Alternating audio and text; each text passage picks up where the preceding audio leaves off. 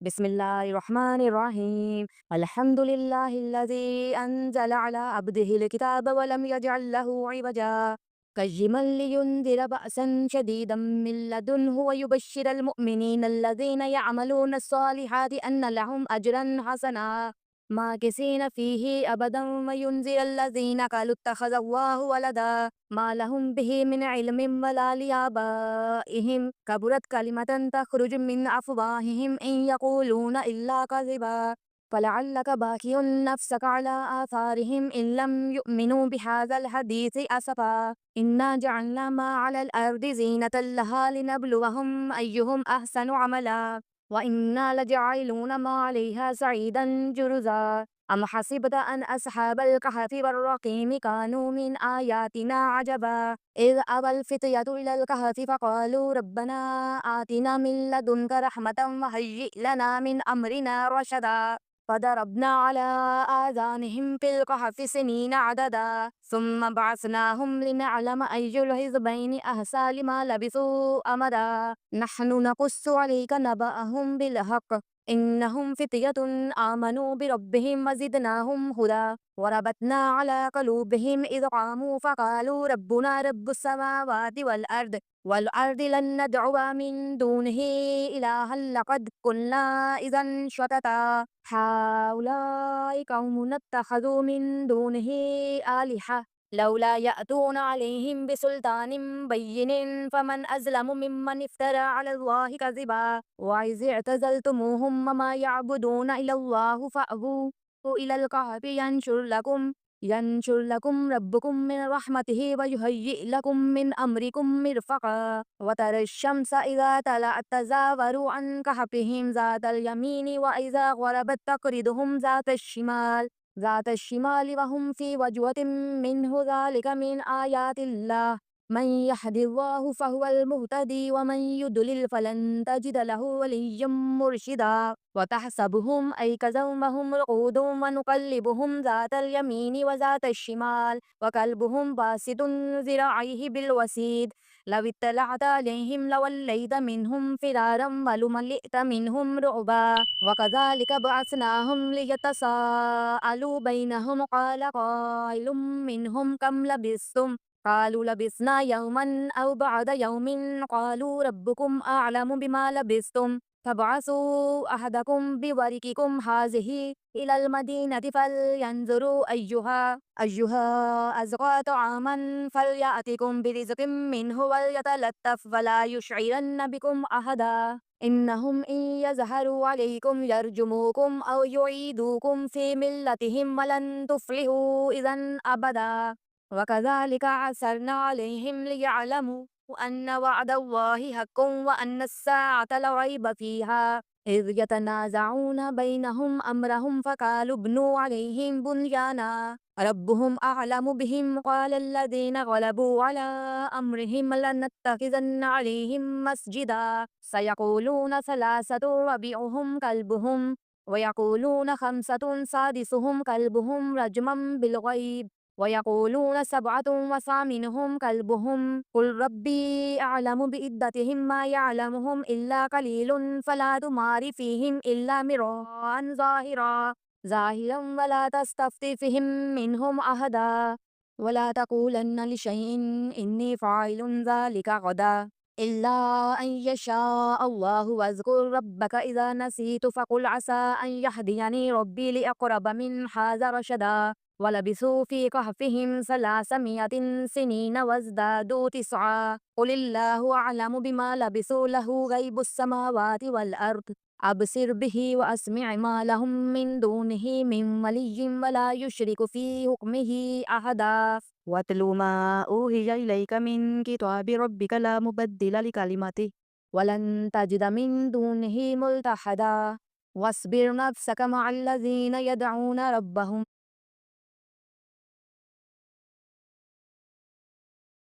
بالغداة والعشي يريد مبدل لكلماته ولن تجد من دونه ملتحدا واصبر نفسك مع الذين يدعون ربهم بالغداة والعشي يريدون وجهه ولا تعد عيناك عنهم تريد زينة الحياة الدنيا ولا تطع من أغفلنا قلبه عن ذكرنا واتبع أهواه وكان أمره فرطا وقل الحق من ربكم فمن شاء فليؤمن ومن شاء فليكفر إنا أعتدنا للظالمين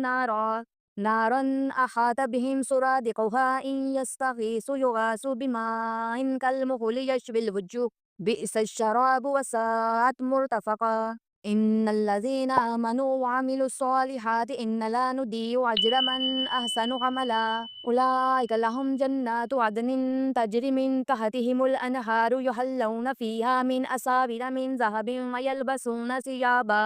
ثيابا خضرا من سندس واستبرق متكئين فيها على الأرائك نعم الثواب وحسنت مرتفقا واضرب لهم مثل الرجلين جعلنا لأحدهما جنتين من أعناب وحففناهما بنخل وجعلنا بينهما زرعا كلتا الجنتين آتت أكلها ولم تظلم منه شيئا وفجرنا خلالهما نهرا وكان له ثمر فقال لصاحبه فهو يحاوره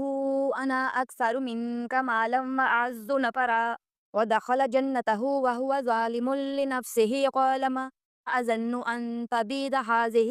أبدا وما أظن الساعة قائمة ولئن رددت إلى ربي لأجدن خيرا منها منقلبا قال له صاحبه وهو يحاوره أكفرت بالذي خلقك من تراب ثم من نطفة ثم سواك رجلا لكن هو الله ربي ولا أشرك بربي أحدا ولولا إذ دخلت جنتك قلت ما شاء الله لا قوة إلا بالله إن ترني أنا أقل منك مالا وولدا فعسى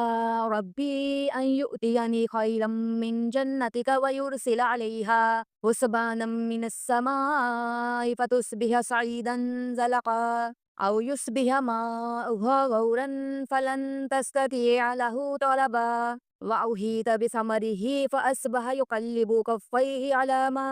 أنفق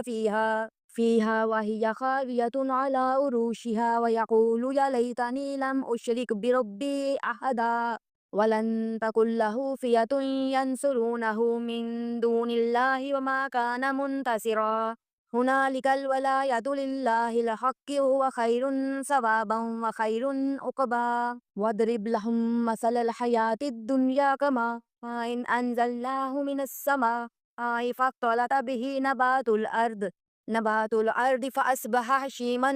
تذروه الرياح وكان الله على كل شيء مقتدرا المال والبنون زينة الحياة الدنيا والباقيات الصالحات خير عند ربك ثوابا وخير أملا ويوم نسير الجبال وترى الأرض بارزة وحشرناهم فلم نغادر منهم أحدا فعرضوا على ربك صفا لقد جئتمونا كما خلقناكم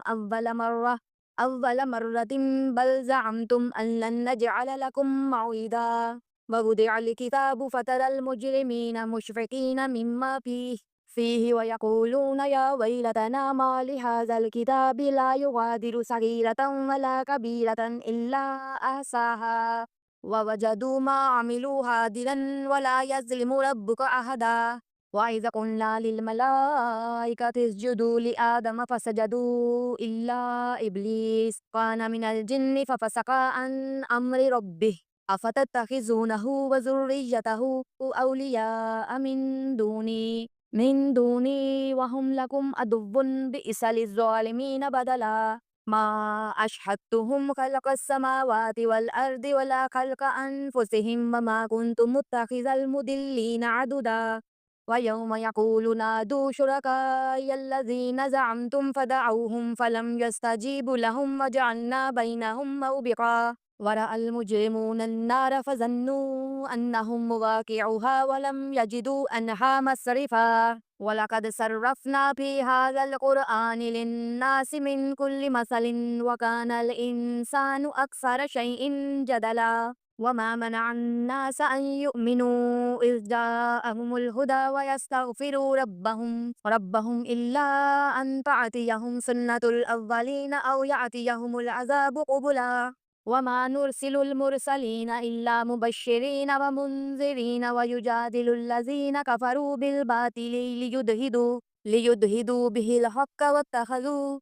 آيات وما أنذروا هزوا ومن أظلم ممن ذكر بآيات ربه فأعرض عنها فنسي ما قدمت يده إنا جعلنا على قلوبهم أكنة أن يفقهوه وفي آذانهم وقرا وإن تدعوهم إلى الهدى فلن يهتدوا إذا أبدا ربك الغفور ذو الرحمة لو يؤاخذهم بما كسبوا لعجل لهم العذاب بل لهم موعد لن يجدوا من دونه موئلا وتلك القرى أهلكناهم لما ظلموا وجعلنا لمهلكهم موعدا وإذ قال موسى لفتاه لا أبرح حتى أبلغ مجمع البحرين أو أمضي حقبا فلما بلغ مجمع بينهما نسيا حوتهما فاتخذا سبيله في البحر سربا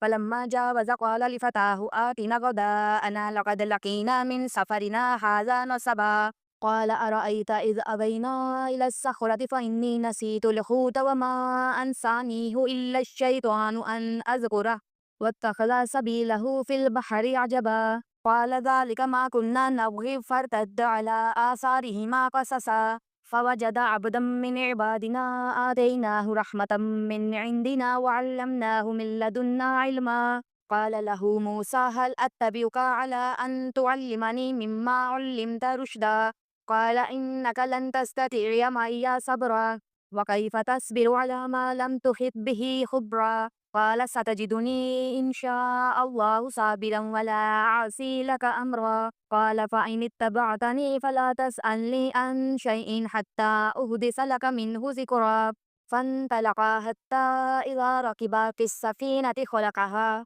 قال أخرقتها لتغرق أهلها لقد جئت شيئا إمرا قال ألم أقل إنك لن تستطيع معي صبرا قال لا تؤاخذني بما نسيت ولا ترهقني من أمري عسرا فانطلقا حتى إذا لقيا غلاما فقتله قال أقتلت نفسا زكية بغير نفس لقد جئت شيئا نكرا قال ألم أقل لك إنك لن تستطيع معي صبرا قال إن سألتك عن شيء بعدها فلا تصاحبني قد بلغت من لدني عذرا فانطلقا حتى إذا أتيا أهل قرية استطعما أهلها فأبوا أن يضيفوهما فوجد فيها جدارا يريد أن ينقض فأقامه قال لو شئت لاتخذت عليه أجرا قال هذا فراق بيني وبينك سأنبئك بتأويل ما لم تستطع عليه صبرا أما السفينة فكانت لمساكين يعملون في البحر وأردت أن أعيبها وكان وراءهم ملك يأخذ كل سفينة غصبا وأما الغلام فكان أبواه مؤمنين فخشينا أن يرهقهما طغيانا وكفرا فأردنا أن يبدلهما ربهما خيرا منه زكاة وأقرب رحما وأما الجدار فكان لغلامين يتيمين في المدينة وكان تحته كنز لهما وكان أبوهما صالحا فأراد ربك أن يبلغا أشدهما ويستخرجا كنزهما رحمة من ربك وما فعلته عن أمري ذلك تأويل ما لم تستطع عليه صبرا ويسألونك عن ذي القرنين قل سأتلو عليكم منه ذكرا إنا مكنا له في الأرض وآتيناه من كل شيء سببا فأتبع سببا حتى إذا بلغ مغرب الشمس وجدها تغرب في عين حامية ووجد عندها قوما قلنا يا ذا القرنين إما أن تعذب وإما أن تتخذ فيهم حسنا قال أما من ظلم فسوف نعذبه ثم يرد إلى ربه فيعذبه عذابا نكرا وأما من آمن وعمل صالحا فله جزاء الحسنى فسنقول له من أمرنا يسرا ثم أتبع سببا حتى إذا بلغ مطلع الشمس وجدها تطلع على قوم لم نجعل لهم من دونها سترا كذلك وقد أحطنا بما لديه خبرا ثم أتبع سببا حتى إذا بلغ بين السدين وجد من دونهما من دونهما قوما لا يكادون يفقهون قولا قالوا يا ذا القرنين إن يأجوج ومأجوج مفسدون في الأرض فهل نجعل لك خرجا على أن تجعل بيننا وبينهم سدا قال ما مكني فيه ربي خير فأعينوني بقوة أجعل بينكم وبينهم ردما آتوني زبر الحديد حتى إذا ساوى بين الصدفين قال انفخوا حتى إذا جعله نارا قال آتوني أفرغ عليه قطرا فما استطاعوا أن يظهروه فما استطاعوا له نقبا قال هذا رحمة من رب فإذا جاء وعد رب جعله دكا وكان وعد رب حقا وتركنا بعدهم يومئذ يموج في بعض ونفخ في الصور فجمعناهم جمعا وعرضنا جهنم يومئذ للكافرين عرضا الذين كانت أعينهم في غطاء عن ذكري وكانوا لا يستطيعون سمعا أفحسب الذين كفروا أن يتخذوا عبادي من دوني أولياء إنا أعتدنا جهنم للكافرين نزلا قل هل ننبئكم بالأخسرين أعمالا الذين ضل سعيهم في الحياة الدنيا وهم يحسبون أنهم يحسنون صنعا أولئك الذين كفروا بآيات ربهم ولقائه فحبطت أعمالهم فلا نقيم لهم يوم القيامة وزنا ذلك جزاؤهم جهنم بما كفروا واتخذوا آياتي ورسلي هزوا إن الذين آمنوا وعملوا الصالحات كانت لهم جنات الفردوس نزلا خالدين فيها لا يبغون عنها حولا قل لو كان البحر مدادا لكلمات ربي لنفد البحر قبل أن تنفد كلمات ربي ولو جئنا بمثله مددا قل إنما أنا بشر مثلكم يوحى إلي أنما إلهكم إله واحد فمن كان يرجو لقاء ربه فليعمل عملا صالحا ولا يشرك بعبادة ربه أحدا صدق الله العظيم.